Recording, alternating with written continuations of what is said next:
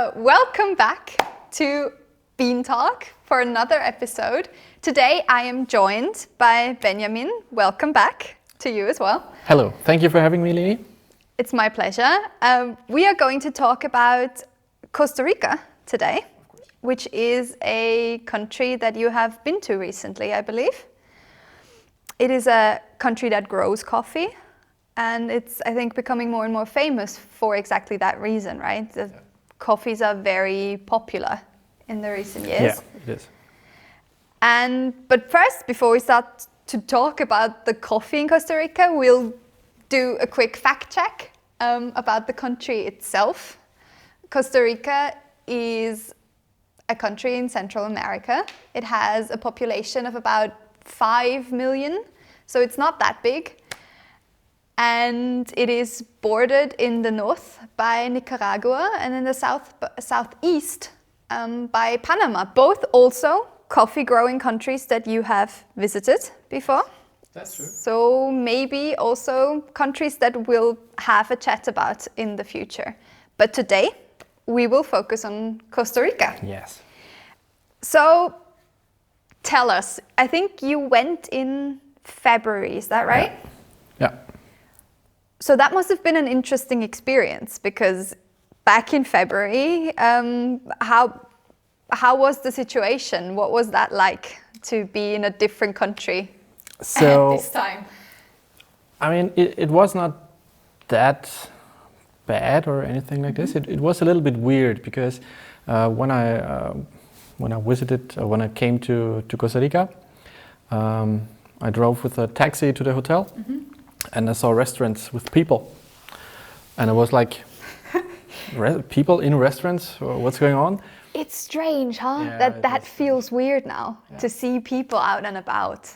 But in the end of the day, it was just like you have to wear a mask, you have to wash your hands before going into a restaurant and everything like this. And I mean, fair enough, safety first. So. It's not that big of a deal, so I enjoyed it. And I mean, Costa Rica opened the borders in October last year because the country is very dependent of the tourism, and without the tourists they cannot survive. So they have very strict rules, and luckily enough, the people following the rules, and so they do it well. Yeah.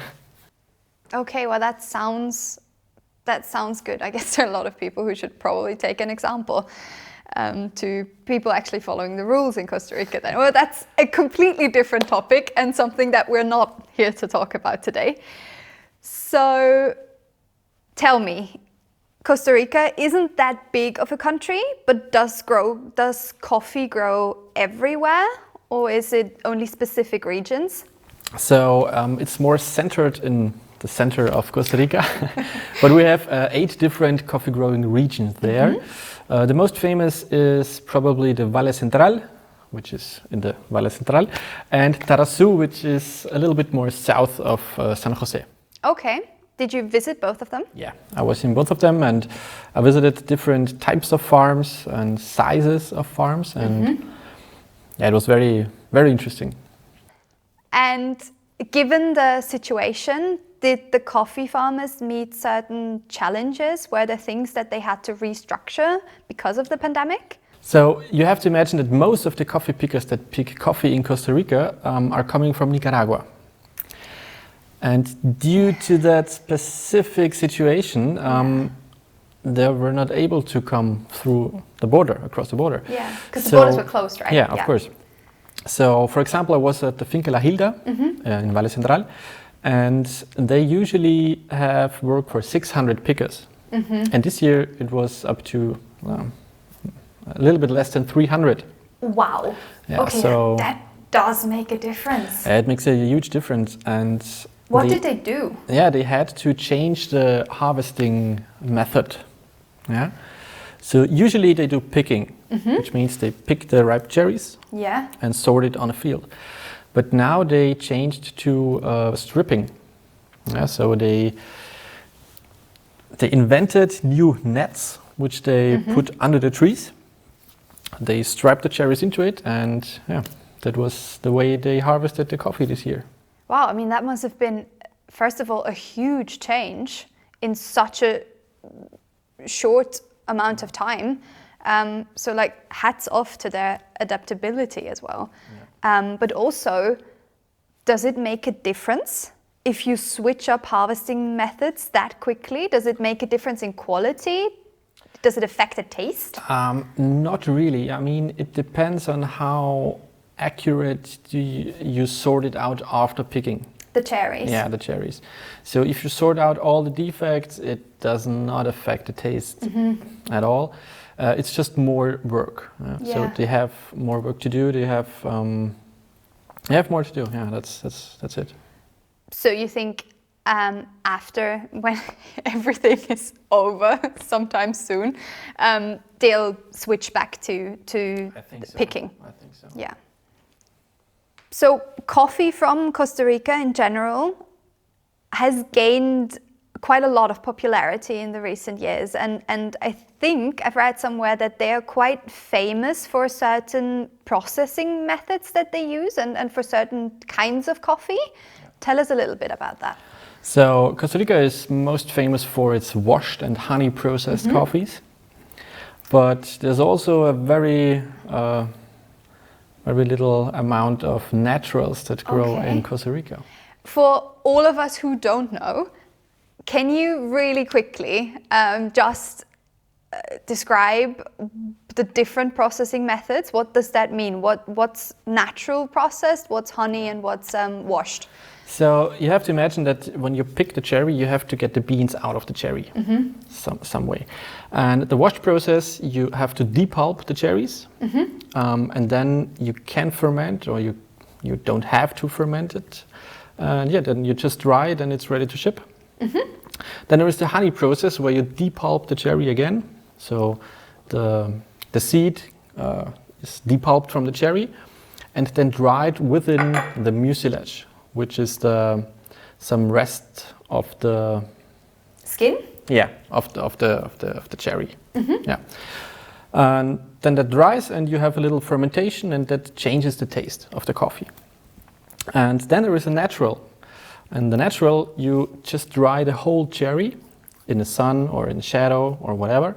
Without depulping it, just the whole thing. Yeah, just the whole thing, and it takes up to 2 or 3 weeks. But that means you have a very long fermentation because all the sugars from the cherry, they get inside the bean and they change the taste dramatically. Okay.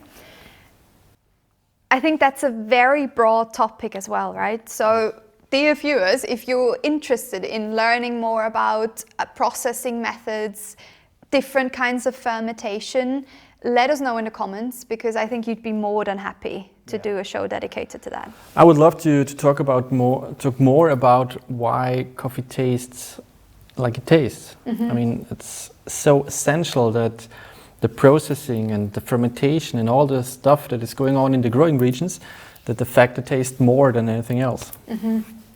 Circling back to Costa Rica though, why is it that farmers in Costa Rica use washed and honey processing methods rather than natural? Does it have a reason?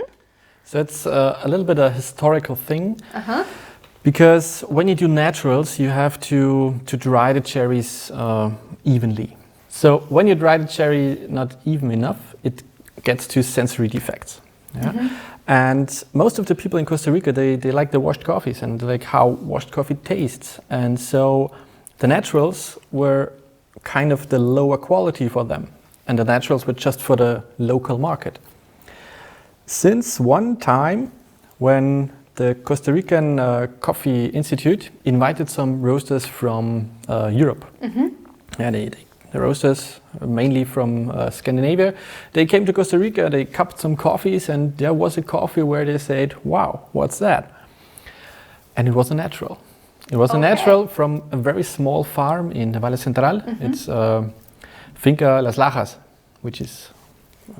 which you visited, right? Yeah, I was there, and when we sat in the car driving to a lot from them, Oscar Chacon, which is the owner, And he told me the story behind why naturals from Las Lajas are so famous and why in Costa Rica they don't like naturals. And do you want to tell us that story? of course I will. So it was by accident. Okay. Yeah? Well, the So- best things in life sometimes happen by accident. That's true. That's true. So Oscar wanted to have a depulper, a special one, and he asked a friend to build him one. And this friend built him a depulping machine, but the machine doesn't work. That's not good. That's not good, for short. So Oscar was going to process the coffee beans, and the depulper doesn't work. In addition, they had no electricity and they had no water for a shorter period of time. Okay. So, yeah, Oscar What said, did he do? okay, just make naturals. I mean, what can we do? And yeah, that was the beginning of the naturals from Las Lajas. And nowadays, they make the best naturals in Costa Rica by far and probably the best in the world. That's a really good story. I really like that. So it was a complete coincidence, basically, and it was, again, quick thinking and adaptability. Yeah, of course. Okay, so after that, now that Las Lajas is really famous for its natural coffees, are other farmers now also processing their coffee with the natural method, or is honey and washed still the predominant one? I mean, honey and washed is still the predominant one, but more and more farmers are going to process natural. Yeah. So Las Lajas is a smaller farm, right? Yeah. Did you also get to see a bigger farm maybe, or a more industrialized one? Yeah, I was in Tarazu and I was there in the co-op Tarazu, which is a cooperative. A cooperative, what's that like? So a cooperative has one goal. They want to help a lot of farmers sell their coffee. Because imagine you're a small farmer in a region and you don't have the best lots, you don't have the highest altitudes, but you also want to sell coffee, and it's very difficult for small farmers. Maybe they don't have the machines to depulp, they don't have the knowledge to process the coffee, and then cooperatives really make a difference. In what way? So in the Co-op Tarazu, where I was, around 5,000 farmers bring their coffee. They sell the coffee to the cooperative. That's a lot, right? That's a huge amount.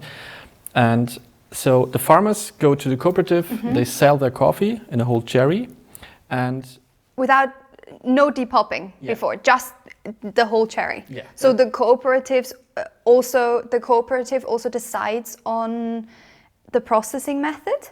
yeah. Okay. So sometimes the cooperative makes some kind of a micro lot out of a farmer, but most of the time they just check the quality of the beans, and if the quality is okay, the farmer gets paid. I have two questions about that. First, who checks the quality? Who decides whether or not the coffee is good? And also, does the farmer have transparency? Does he know how much he gets paid beforehand? And does he know how much the coffee gets sold for? So he can have some sort of guarantee that he's not being ripped off, basically? Yeah, so they have around 20 quality controllers, which check the quality of the beans every day. And I was quite surprised how good they are and how good the quality of the beans are. I mean, 5,000 farmers bring their coffee, and the quality is really good. Yeah. And yeah, the cooperative, it shows the selling price to the farmers. So the farmers know exactly for how much their coffee was sold. So there's complete transparency. Yeah, there's complete transparency. And a very major thing, all the farmers from the cooperative get the same paid. So Okay, so it they is get all really the same fair money. Yeah, distribution. it's just fair. They get all the same. Costa Rica is a very expensive country, and yeah, that's the reason why the farmers get a good money, basically. Okay, so they definitely get paid a fair price. Yeah, of course. That's a very important issue. I think in general there is I think quite a lot of work to be done there still. So I'm glad to hear that at least in Costa Rica they are getting paid fairly. And you also have to imagine that a big cooperative like this brings a lot of workplaces to a specific region. And they also offer a supermarket, a gas station. It's just a good thing. Yeah, there's no bad thing at the cooperative like this, and it really changed my thinking about cooperatives when I was there. Are cooperatives like these a thing that coffee growing countries in general have, or is that something uniquely Costa Rican? So there are many cooperatives in different regions and different countries. I cannot say exactly if it's exactly the same like there is this in Tarasú, but there will be for sure. But there will also be some cooperatives that work different, I think. Okay. Yeah. All right. That was it for today, at least, because we are going to have a part 2 of our Costa Rica talk, because there's lots more to say. Yeah, of course. I think next time we're going to look at sustainability and coffee at the example of Costa Rica. Yeah. So I'm very excited for that. I am very excited to learn loads more new things next week. I learned a lot today. There was a lot that I had never heard before. So yeah, I hope you enjoyed this episode, and we'll see you next week for another episode about Costa Rica. So yeah, thank you for joining me. Thank you for having me. Have a nice day. Yeah, and to you, dear viewers, have a wonderful rest of the week. Enjoy your Wednesday evening. Drink loads of great coffee, and until next week. Thanks for tuning in. Bye. See you.